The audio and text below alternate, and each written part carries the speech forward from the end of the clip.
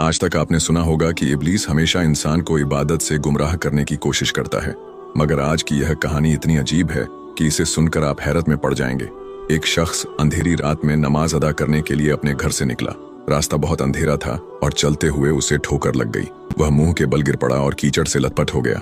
गंदे कपड़े देखकर वह वापस घर लौटा, लिबास बदला और फिर से मस्जिद की ओर रवाना हुआ।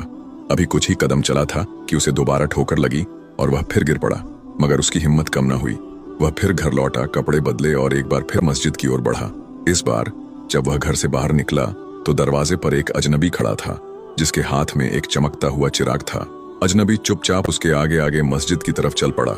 चिराग की रोशनी में इस बार रास्ता साफ नजर आ रहा था और वह बिना किसी मुश्किल के मस्जिद पहुंच गया। मस्जिद के दरवाजे पर वह अजनबी ठहर गया और नमाजी अंदर चला गया।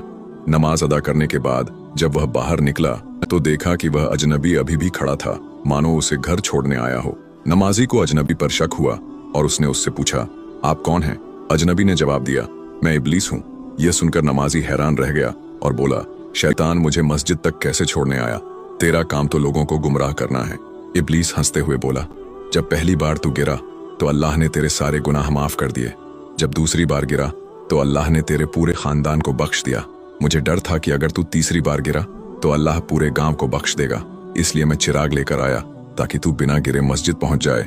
यह सुनकर नमाजी की आंखों में आंसू आ गए। उसने सजदे में गिरकर अल्लाह का शुक्र अदा किया कि उसकी मेहनत और नियत को अल्लाह ने कबूल कर लिया।